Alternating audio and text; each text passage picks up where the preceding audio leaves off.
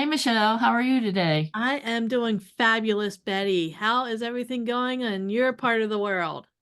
Well, yeah, in Tennessee, we got some snow that we didn't think we were going to get. And my husband ordered a snowblower that never came in time. And so he sent it back to Lowe's and said, look, we don't need it. And I told him, I said, if you're sending it back, this will be very interesting because maybe you will only be able to use the electric snow shovel again. Because you won't be able to get a snow plow if we get another big snow. Nope. And we got 5 inches or so. Wow. And we have a very long, driveway. So that was our exciting thing. Here it was the cold weather. Last week we had single digit wind Oh, temperatures plus wind chills, and it was just crazy. And now, it's going to go up into the 50s. So, who knows what Mother Nature is doing, but things are going crazy there with weather, just like things are going crazy there in the workforce and right. with availability of people to fill open positions. That's going crazy too. Yeah, I think the job market and career market is really difficult now, and some of my clients aren't sure if they really should make a move or and their bosses and their companies are like, well, we need you here and we're going to go out and hire some more people because we need more people. And so, what they're saying is the great attrition is making hiring harder. Yeah. Yeah. And what we're saying is, what we are asking is, are you searching for the right talent pool? Yeah. And so that's sort of what we're going to discuss today. And it's an interesting topic, and I hope managers and leaders and companies can take this to heart. So, Definitely. people are still quitting in record numbers, Yeah. and companies are trying to attract and retain them like they used to, the old ways.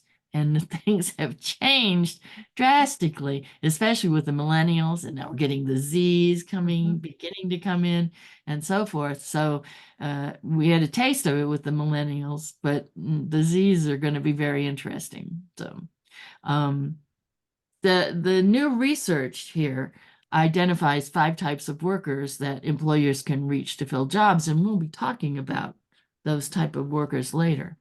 But it's interesting.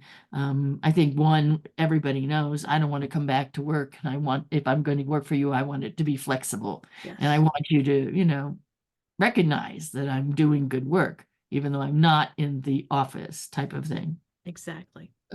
So really, quitting just won't stop quitting. No. People are silently quitting.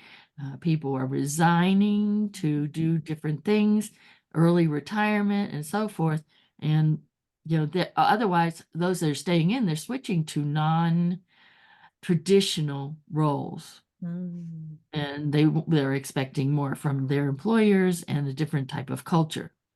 So that's why the Great Attrition became the Renegotiation. That's Yes. hard for me to say, renegotiation. And so now employers are having to renegotiate, and rethink what their people that they hire and where they're going to hire them, even in a traditional sense, but using non-traditional values type of thing.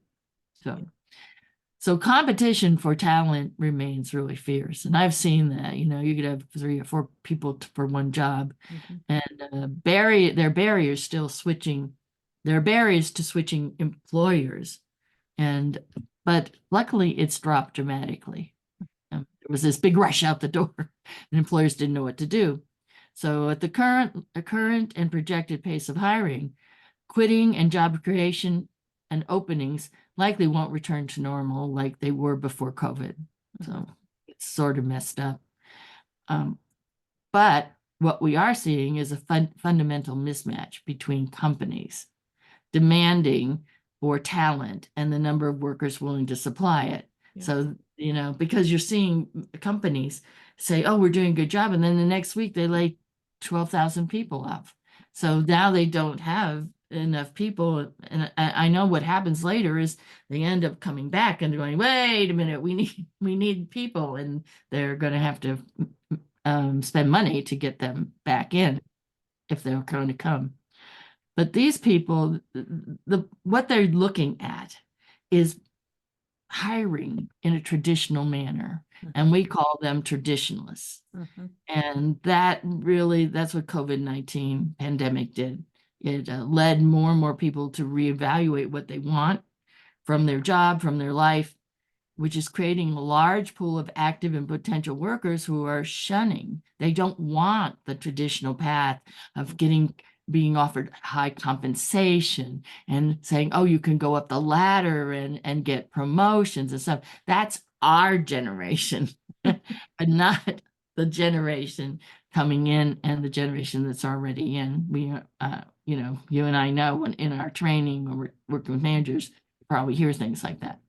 So again, I say there's a gap in the labor supply because there simply aren't enough traditional employees to fill all the openings. Right. And so now they're having to woo, and that's an interesting word, woo these workers from their Yes. rivals. We always say they snatch Yeah. their workers from their rivals, and they are just reshuffling talent and contributing to wage escalation. And we're seeing wages being asked to go from $10 to $15, and now in California, $20 for the hourly wage. But the other thing that's interesting with it wasn't in here recently. Walmart said that there's a potential for their store managers to make $400,000 a year. Wow. And I was trying to think about it, but it's an interesting package. It's Mhm. not all money. So we're going to see some real funky things happening Well, out there. and it has to happen because of what's going on with inflation.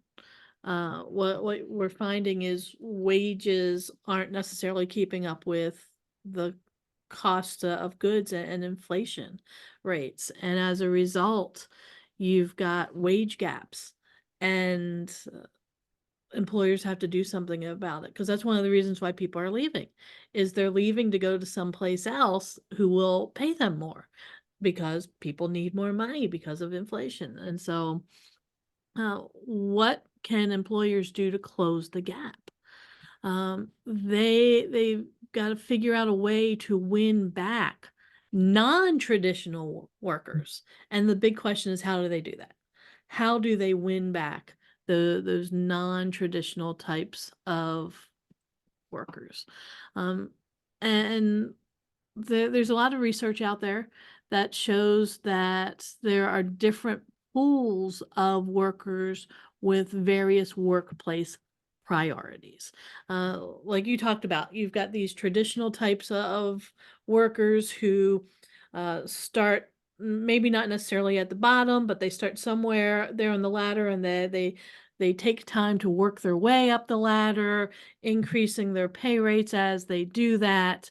And they're generally at a company for a longer period of time, um, getting promoted up the chain.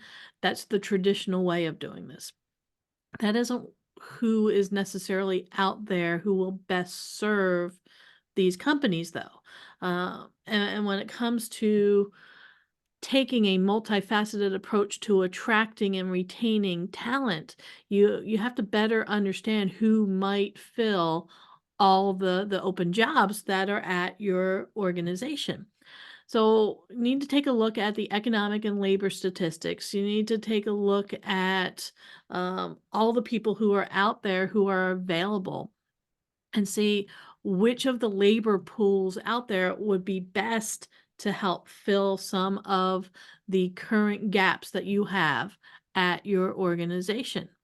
When you take a look at what's motivating people, both in positive and negative ways, to get into the workforce and to take specific jobs, you're going to find that many workers want more than the usual compensation and work and job advancements, the carrots that people are dangled in front of them. Uh, to get to the priorities, you got to take a look at the different groups of people that are out there and available to work. You got to look at workers with different demographics. You've got to look at groups that have different types of persona, because there are some distinct pools of workers that employers can target when they are searching for talent. And most of those groups valued it in the workplace. They want a lot of flexibility. They want some different ways of support outside of the workplace. For example, they want some mental health support. They want mental health days, which is something that traditional employees don't necessarily have. They want meaningful work. And in addition to that, most people want some type of career advancement, whether it's with you or with your competition. They're looking for ways that they can feel fulfilled in the career path that they have chosen. So there's no single solution when it comes to attracting enough people to fill all of the job openings that are out there right now. Instead, employers can take a multi-pronged approach to reach different talent pools. And that doesn't mean that the organizations have to change their mission. They don't have to change their values or the purpose of their organization. They can showcase different facets of their employee value propositions to a broader number of workers and get more creative in their efforts for recruiting current and potential employees. So, Betty, why don't we take a look at some of the newer trends that make the employment picture more complex? Okay, that's a good idea. That's a really good idea. I mean, despite some of the significant changes in the economy that we're seeing since the onset of the Great Attrition, and the Great Resignation, we see that 40% have still planning to leave their jobs. So that's going to be rough on some people. Maybe they can put that into the equation of profitability.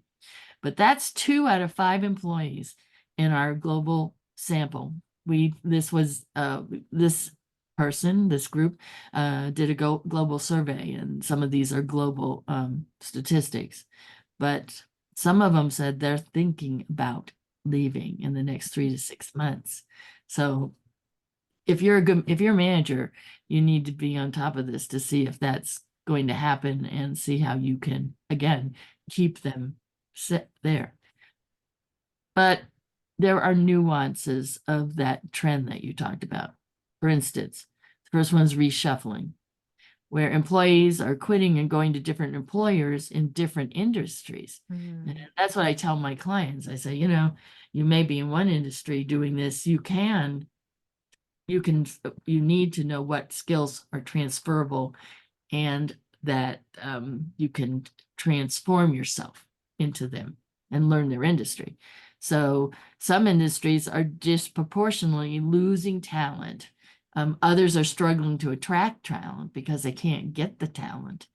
And some are grappling with both the losing talent and not being able to get talent. The second thing is reinventing. Many employees are leaving traditional jobs or traditional employment culture, and they are going to a non-traditional temporary work. I'm sorry, my lamp seems to be going crazy. So hello. So in instance, we saw them. Some had temporary jobs, it's in the news. You may have 2, you may have 3 jobs. And I said something to that. I said, so what? As a teacher, I had 2 extra jobs. Yeah. So it's not anything different really now, but it's a big news. And then some participated in the gig economy or part-time roles where they could stay home and have a life and go to work and have that, be in that role. Or starting their own businesses. There were a lot of younger people I noticed during COVID that started businesses, and some of those businesses are in the 6-digit figure. Yeah. And I was sort of shocked. And these are like 20 somethings. They aren't, and some 30 somethings. So the other thing is reassessing. Many people are looking at their life. I mean, COVID sort of kept them inside, and they started looking around, and they realized that they had more time with their kids and their wife, or they needed to have more time with their parents because they were getting older and needing elder care and so forth.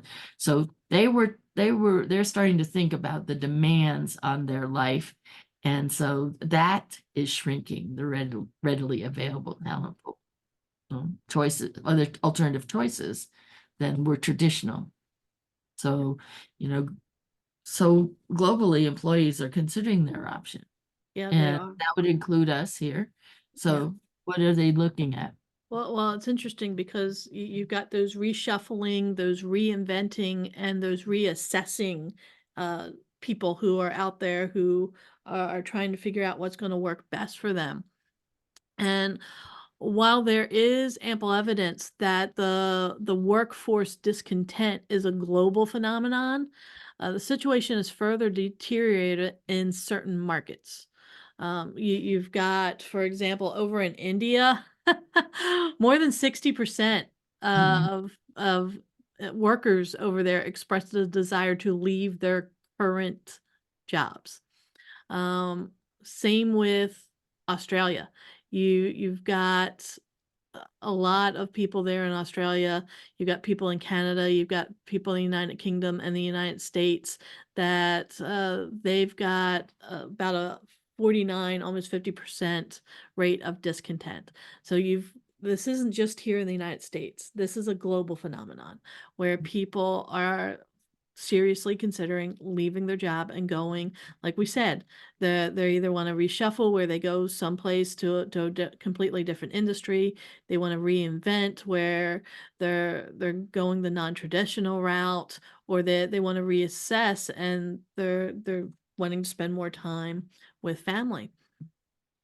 So when you're looking at the workforce out there, there's a high desire for work that is paying better than what they're earning right now, is more satisfying to do, or the best of both worlds, where you're getting paid more and you're doing something that is more satisfying. Um, and what research has shown, and McKinsey had done this study on this, is that some workers are leaving their jobs and the workforce ready for a break, and that they're confident in their ability to find another job whenever they want to. And that's because they realize there are so many job openings right now. Almost 3/4 of employed people out there who were surveyed believe that it would not be difficult to find a job that pays the same or better with the same or better benefits. And so this is what people are up against. This is what employers are up against, is people thinking, well, no problem. If I leave a job now, I'll be able to find something uh, just as good, if not better. On Uh, the finance is really yeah, showing up, because yeah, some of the major banks and wealth managers and so financial institutions have said you're coming back, and they're saying no. Yeah, but the other thing that I found is managers um, want their people to come back because they aren't sure how they can show um, col- collaboration, and they can show that the exchanging ideas like they used to when they all were in the office. Um, I'm gonna do some research on this, but I think it really has to do with how you use the technology yeah, and the type of face that you put on, and that you are very open to realizing that if you're going down the hall to see somebody, they aren't there. So you need to like either do a phone call or do a Zoom or FaceTime, so that they know that you see them out there. They're not being ignored. no, That's another no. big issue. So So mobility between industries is high, like you Yes. said. I mean, 49%, that's a lot. Um, so companies really can no longer assume that they fill empty seats or slots with workers similar to the ones that left. Yeah. So globally, 35% of those who quit in the past 2 years took a new job in the same industry. And in finance and insurance, like I said, uh, for instance, 65% of the workers changed industries Mm-hmm. or did not return to the workforce. So, but in the public and private sector, meaning the government and the nonprofit, Mm-hmm. the exodus was even greater at 72%.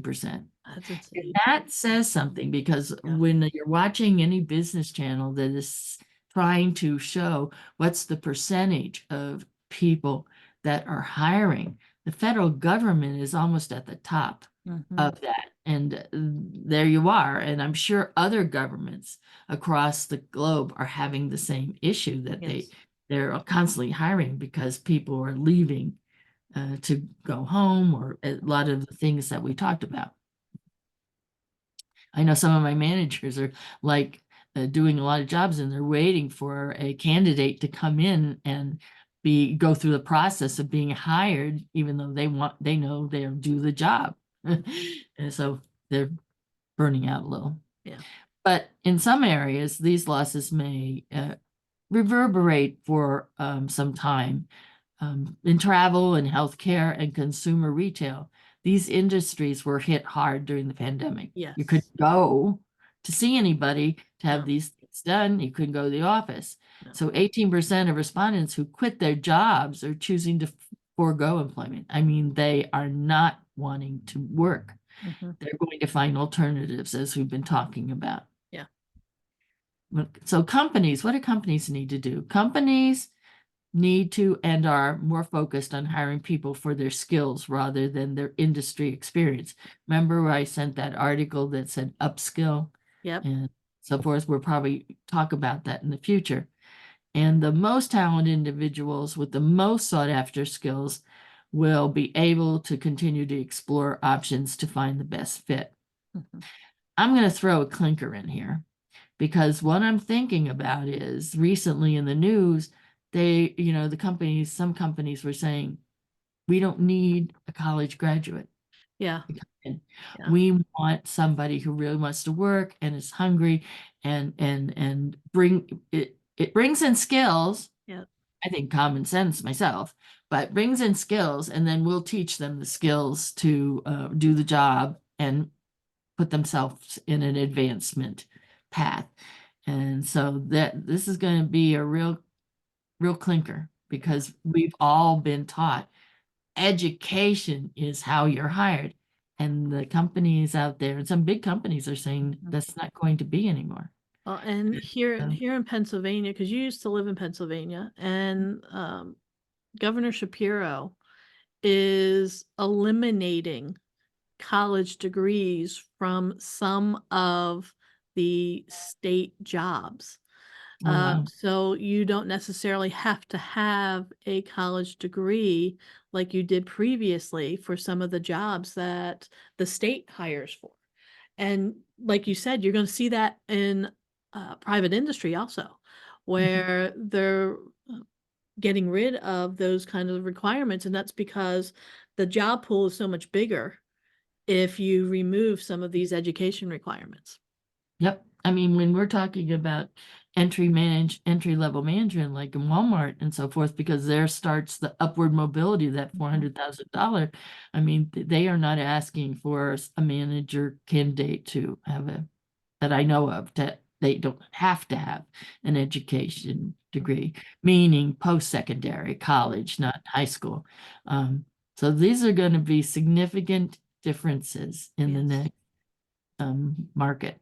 However, the other good thing is job hopping or gaps in the resume or joining companies in other geographies, you know, they're allowing for it. Yes. They're not, I remember that I hopped around some, and I remember some, well, what did you do for those 6 months? And I said, I was self-employed. I Yes. trained the government, and Yep. they went, oh, because you really had to find something to do, even if it was flipping pancakes, Yeah. to be able to show them that you really wanted to work. But the value, purpose is changing.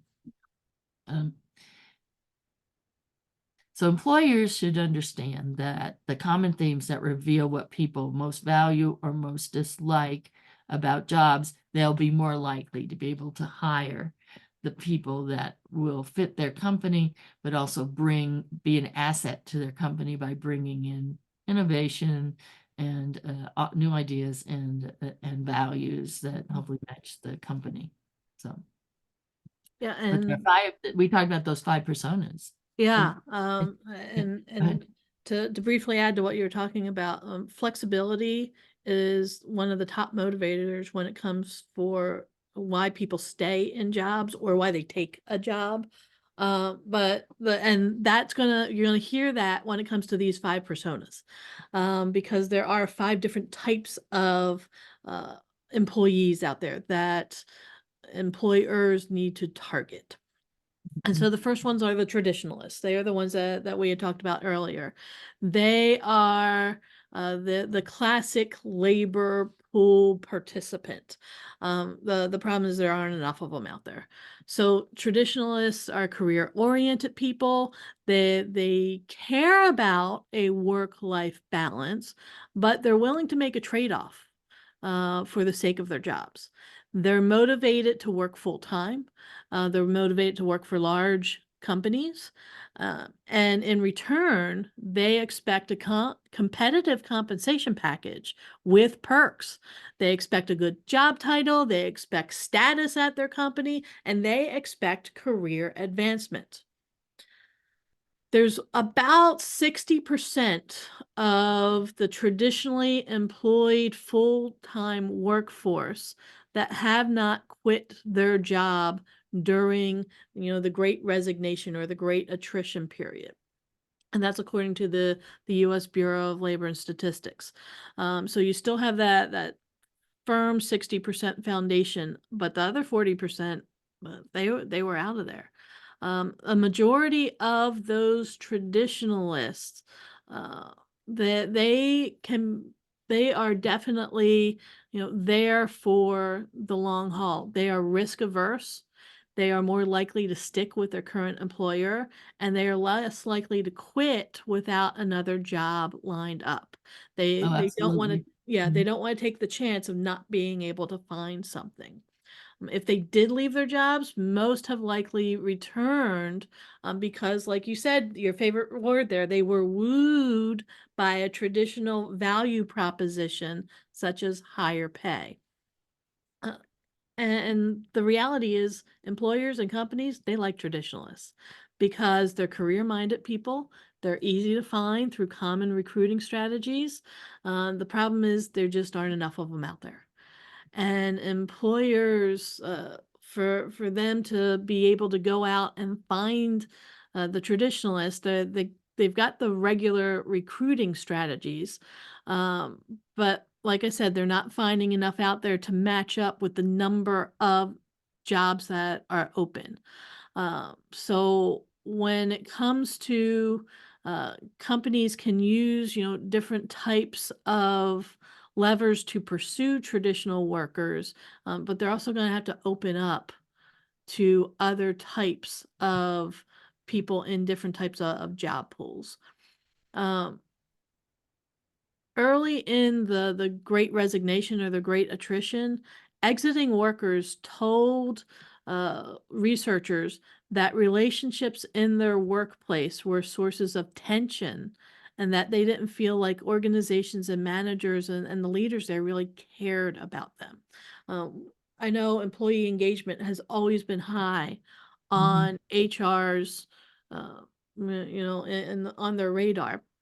And so when a lot of people were leaving because they didn't feel like people were caring about them, um, that was a huge hint that organizations needed to change how they were, um, working with and engaging with their employees.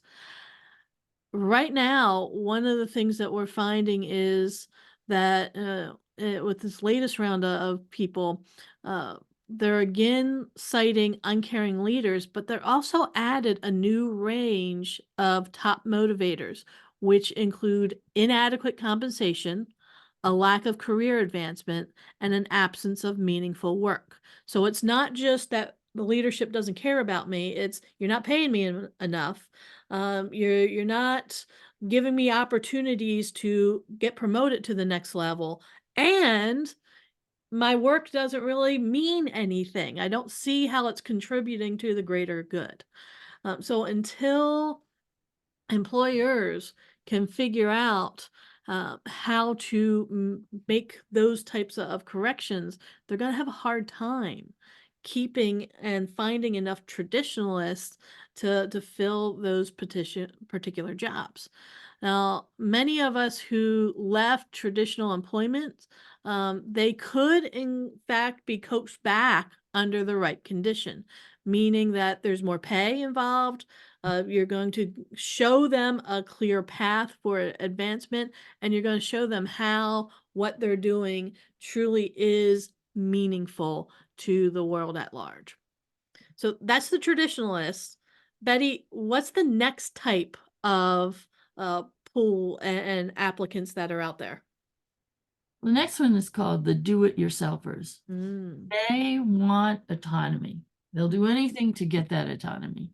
So the do-it-yourselfers are comprising the large share of the respondents of the survey, mhm, and they value the workplace. Again, that word flexibility mhm. and meaningful work. I mean, I'd like to understand what meaningful work means. It's a term, but I would imagine that it's work that people, I would say, it's work that people come whistling or singing into work, so to speak, in their head, because they're looking forward to being at that work and doing what they're doing. And compensation is another top motivator for potentially returning to the traditional workplace. Now, this particular source is a little older, and we probably hadn't been into the current inflating economy. Mm, So I could see why the need for more compensation mhm. could be felt, because everything is going higher, the Yeah. prices, everything are going higher. So these people tend to be between 25 and 45 years old, Mhm. and they run the gamut of being self-employed or full-time employed in non-traditional roles to gig and like gig economy and Mhm. part-time workers. Yep. But the group wants flexibility above all else, and I think it's more autonomy. I've said this before. One of my clients was really frustrated because she had somebody who was in his 25, and he would come in among the traditionalists, right? And do his work. And then he would play with his phone, or, be on the computer for something else that didn't show his work. And she wondered, and I said, did he do his work? She said, yes. Was his work the way it should be? Yes. Was it even over performance? Yes. I said, so what's the problem? She says, the rest of the people aren't happy. So Wow. the traditionalists were judging this young man because he got things done the way he thought. Mhm. But so one way to achieve this is through modularized work. In essence, they get to do different things. They just aren't on they aren't required to do one task or one project. They get to do a few of them, and there are people probably that help them. Another way is to manage according to outcomes rather than activities. That has been forever a real bugaboo Mhm. for employees as well as managers. I know other people and myself didn't get an advancement, and it was like, Why? I did all my work. I even went above and beyond. And then they said, you don't have political savvy. Well, I didn't know I had to have political savvy, so I learned how to have political savvy. But those are things that happen even in the private sector. Mhm. And the companies, the managers, and leaders need to be really cognizant of that. And many companies are starting to explore various forms of radical flexibility. Yeah. For instance, Airbnb CEO Brian Chesky recently announced that the company's employees will be able to work from anywhere and abolish the idea of location-based pay. Now that's a big deal. Yeah. Location-based pay. In the days after his announcement, Airbnb's recruitment page received more than 1 million visitors. Wow. So Wow. that's engagement. That is. That's That attraction. yeah, You it know. is. Uh, So, but something else is happening, and we, we're of an age that we may fall into that mm, um, there's a group that will be caregivers yes. and Yes. or doing other things, and they want to be at home more and more. And this isn't in here, but I would imagine self no, homeschooling Yeah. is going to be a big deal based on some of the things that are happening in the schools. Yeah. So, And you're right. The third group is the caregivers. And uh well, if you look at generations, a lot of these are going to be Generation X and right after us the millennials, but we're sandwiched in between taking care of our aging parents and taking care of our own families. And when the pandemic hit, like you said, you had school age kids. Parents were trying to figure out how do I help my kid who's now sitting in front of a computer all day, taking classes, and take care of my own job and possibly take care of my parents who need help. And so you've got these caregiver types of people who they really want to be able to have some flexibility, um, and they want to be able to work from home. They need that workplace flexibility. These types of people are motivated by compensation, but they also have priorities when it comes to flexibility, support for employee health and well-being, and for career development. They have this group of caregivers. They've decided to sit out at home. A lot of them are not exactly looking for a traditional type of job. They've got some activity of looking for work, and others are just kind of passive job seekers, hoping to find an opportunity that would justify re-entering the paid labor force. A lot of these people, some of these people are younger and some of these people are older. You've got, some of the 18 to 44-year-olds that have younger children, but then you also have women, people who are in older ranges that have parents that they have to take care of, and these people need a lot of flexibility and support, much more than traditional employment uh, can offer.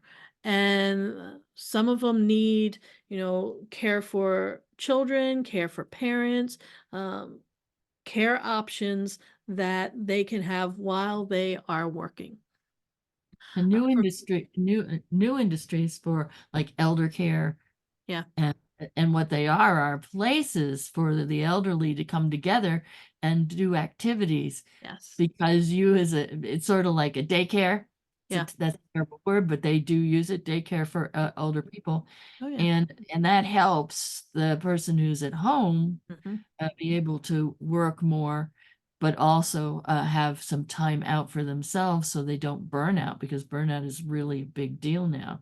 And a lot of people are quitting because they're feeling burnt out too. Yeah. And then the other one we know is, daycare for our children. Yes. And that's expanding, or we're having as parents to create a daycare among the kids that are home in our neighborhood and stuff. Exactly. That's difficult. Yeah, Yep. and for a lot of people who are in this particular cohort group, workplaces that are inflexible and that don't provide a pathway to advancement aren't worth the sacrifices of going back to work while, continuing their caregiving duties. So people in this particular group, they are ready to lend their time and talents to companies that are willing to work with their schedule. So employers need to think about, how can I add flexibility to the job? How can I provide a pathway of advancement? And be able to bring these people in because they're asking for the support, but they're also saying that they're willing to take on the responsibilities of doing the job while they are taking on responsibilities outside of their job, of being a caregiver. They could be coaxed back with part-time options. They could be coaxed back with 4-day work weeks, with flexible hours, or expanded benefit packages. Many organizations out there recognize this growing cohort of potential workers and are responding accordingly. There are some companies that are, expanding, they're normalizing and widening the use of parental leave time. They're offering parents more flexibility around school holidays. And you've got companies like Google, Cisco, Patagonia that are offering employee benefits such as on-site childcare, physical therapy, and subsidized house cleaning services. So that's one less thing that these workers have to be concerned about. What's the next group of people that are out there? The next group of talent pool Yeah. participants? Yeah, I talked about them a little bit. They're called the idealists, and Mm, they're usually students and younger part-timers. And so the idealist persona tends to be younger, and those are like the Gen Z, the 18 through 24. And many are part-time workers. Work is not that important to them. Work is money yeah. that they get in order to do other things they like to do. Mhm. So, but mostly unencumbered by, they're mostly unencumbered by dependents. They don't have mortgages. Well, today they might not be able to have mortgages Yeah, because they the can't. interest is so high. Yeah. And I remember that in the 1980s when Mhm. I was looking, same thing happened. And other responsibilities. So this group emphasizes flexibility. They want career development and other responsibilities. Um, they want advancement, potential, and meaningful work. And they like to have a community of reliable and supportive people. Yeah. They have come from a environment where everybody wins and Yes. everybody works together. It's not, one person who's the unicorn that does so much better than everybody else. And so they're asking for more collaboration and community feeling than anybody else. And so, in essence, these workers would include pairing traditional tuition subsidies with flexible work schedules to accommodate classes, along with developmental programs that offer clear advancement trajectories. And I read that because it's a lot of things rolled into there. Yeah. One of the things is they want, if they're going to go back to school, they want the company to help pay. Yes. That fell through the floor in the 90s, and in after the millennium, a lot of companies couldn't afford to pay, and then they didn't. And and they want to be able to have time to be able to excel in those classes. Mm. So there's the flexibility. So um, Yeah. And so they want to invest heavily in their day-to-day interactions with other people, whether it be over the phone, iPhone, or over or around the corner at the definitely. water cooler. So Yeah. So the last group, the last pool of workers that are available out there are the relaxers. And for them, career doesn't come first anymore. Um, so when you think about the previous personas and previous pools that we talked about, um, comparatively speaking, the people in this cohort of the relaxers, they're a mix of retirees, they're a mix of people not or looking for work, and they're also a mix of those who might return to work under the right circumstances.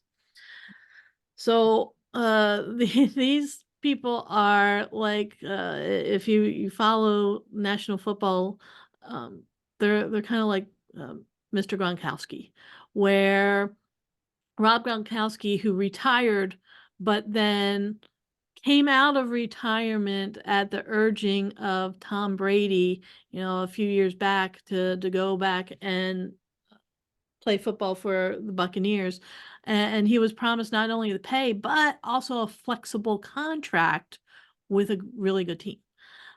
So he went back, they won a Super Bowl together, and then he retired again. And now he's a sports commentator. So there are a lot of people who retired early, either because that was one of their goals. They wanted to retire while they were young, or the pandemic kind of hastened that happening.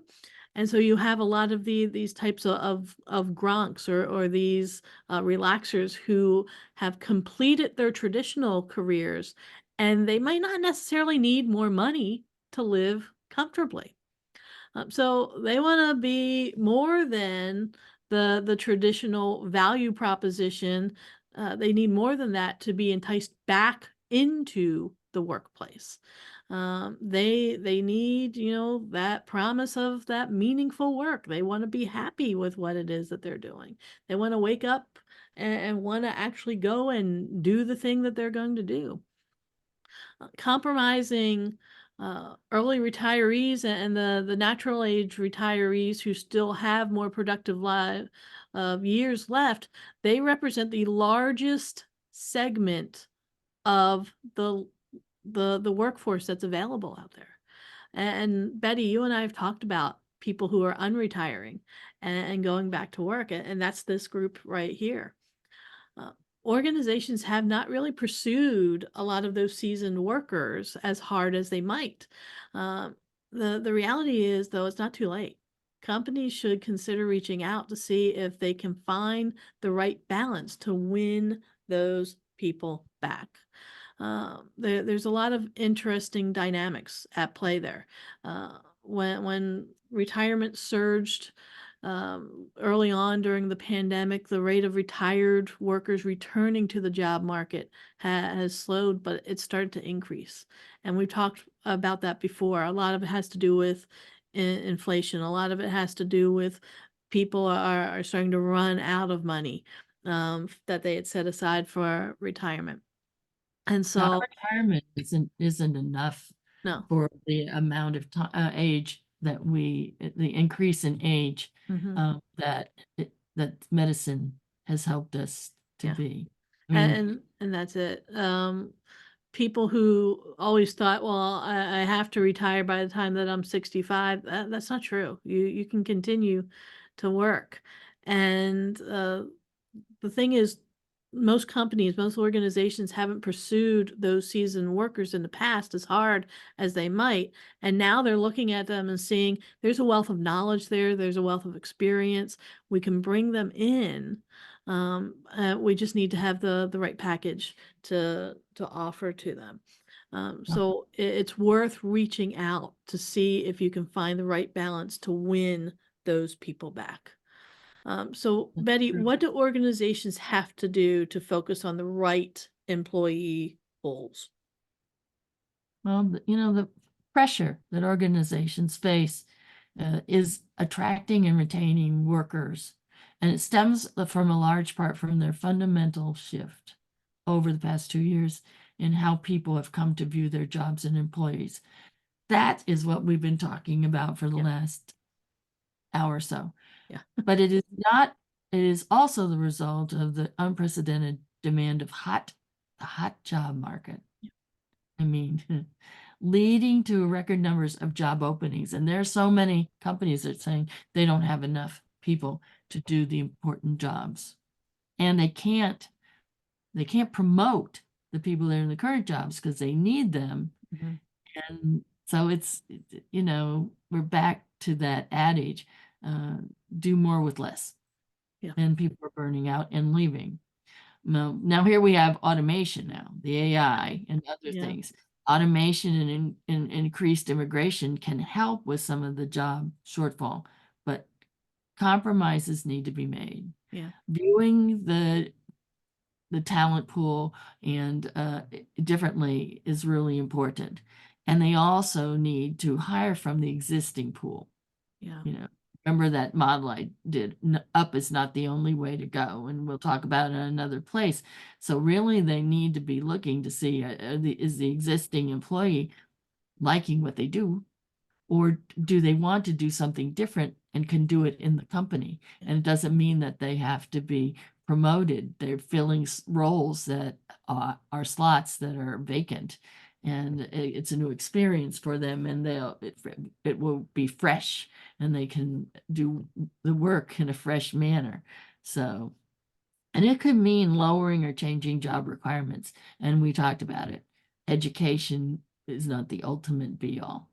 I mean, I have 2 master's degrees, and I got them because of the two industries I was in, so that I could at least have leverage myself in them, because in one instance I could have been on food stamps when I was a teacher. So, Yeah. the master's degree really promoted me into a higher compensation. And and same thing in the in the private sector or in the public sector. So employers should continue to value their traditionalists, because that's the foundation of the company and work. But as the personas reveal, they also need to look beyond them to the workers who want flexible, supportive work arrangements, who are innovative, who are creative, who want to speak out. Sometimes we probably need to give them a business etiquette course, but they often are very vocal, and they don't understand why things are done Yeah. that way, aka the traditionalists. So these people are out there, then they are in great numbers, bigger than before, and they can be courted with the right strategies that we've talked about. Yeah. And to address the attrition attraction problem for the long term, companies can take 4 different actions. First, they can sharpen their traditional employee value proposition, which, as we've discussed already, involves focusing on the title, on the career path, on the compensation package, the benefits, having a good boss, that good leader there who values them, and the overall prestige of the company. That's what the traditionalists are looking for. Second, they can build their non-traditional value proposition, which revolves around flexibility, the mental and behavioral health benefits, strong company culture, and different forms of career progression. Like you said, going sideways, not necessarily going up. The value proposition itself and the way that companies pursue these prospective employees should be more creative and more personalized. The sheer volume of what's going on and the turnover in the labor market and its organizations mean that there's a massive portion of the workforce is out there, and they'll remain new. For companies, this means that the culture passed on through traditions and behaviors will mean much less will mean much less unless the organization makes them relevant or the culture clear to the new people who are coming in from the start. Third, companies can broaden their talent sourcing approach, especially since some of the non-traditionalists are not actively looking, but would come back if they had the right offer. A better understanding of those 5 personas that we talked about can help companies tailor their sourcing strategies towards different types of workers. And finally, fourth, organizations can make jobs sticky by investing in more meaning, more belonging, and a stronger team and other traditional ties. Uh, Building these organizational attributes will also make it harder for traditionalists to go elsewhere for a bit more pay. Now, building relationships Mhm. is really key. Yeah. People need to feel like they can be trust their employers, and that they are respected for the asset and value that they bring to the company. I mean, just because somebody they suddenly had the job and they weren't looking Mhm. doesn't mean that they are lesser in that company. So it's hard. So so going back to the COVID-19, which is where this all started, Yeah. it has been brutal in many ways, and its legacy is still floating around in our society. Yeah. So, but it has also spurred things of liberation for millions of people, millions of workers who can now envision what they want in their jobs and what they want to do in those jobs, and not have to stay with what was the status quo. Mhm. Companies don't have to reinvent their employee value proposition to make this moment. See, in fact, they should double down on what the proposition is: a core representation of their culture, purpose, and values. And I say those three things are most important. Mhm. When you're reading about what people want, especially the younger generation, they're looking at culture. And they aren't necessarily looking at, gee, do we have a playroom, for Mhm. us to take a break? I mean, they just want to know that people, again, are respected, and that the culture is a positive culture and has a purpose to it and mission. And again, the purpose and the values. I always say, look at your values and figure out the values of the company you're going to, because if they aren't your values, then you won't be there very long. You Correct. won't want to be there very long. Yeah. So, so workers know the difference, and they are voting with their feet Yes, by they leaving. are. Yeah. Yes. Yeah. Yeah, I Any mean, I remember one thing. I remember when I was going out there, my mother wanted me to go to secretarial school. Mhm. I was getting a 4-year degree. She still wanted me to go to secretarial school. I couldn't type worth a note. Now I type really well because it's easier on an iPad or something, but I failed my typing test. So, yeah, it wasn't really good. So I was decided to go into retail because I like to sell, and I had done it when I was in high school. And then the last thing of this is it propelled me into more private sector Mm. companies and doing the same thing a little differently, but getting higher pay as I went to each company. But in between, I did something my mother always wanted me to do, which is become a teacher. And she always said, teaching, it will always be stable. Uh-huh, not really. So we're finding now how that's not really as stable as we think it was. Yeah. And so I left because I couldn't afford to be a teacher at 7,000 something dollars a Yeah. year. It's And so it's hard. ridiculous what teachers are making. You're correct. Yeah, Uh, now they're making a lot, but they're having to go through, there are certain outside forces that are taking some of that money away. mhm. But Yes. that's not about teachers, but it's just about somebody else wanting you to be a traditionalist Yeah. when you're not a traditionalist. Yeah. And I You're, wasn't a traditionalist, so, and you and I have our own companies now, yep. so we definitely aren't No. traditionalists. Really. And companies need to be looking outside of that traditionalist pool. That's the reality of it all, because there's only so many in there, and a lot of them are leaving that to go start their own companies, to go work, because they need the flexibility, and companies need to start targeting other groups of people, because they're going to have these roles to fill, and unless they start widening their search, they're going to remain open jobs. Yeah. I mean, one last thing, well, I think some companies are thinking AI can fill the gap. Yeah. What is AI? I mean, AI is right now is a support tool. It Mhm. is not a worker. No. Maybe in the future it might be with robotics. I don't know. But y- you still need people Yeah.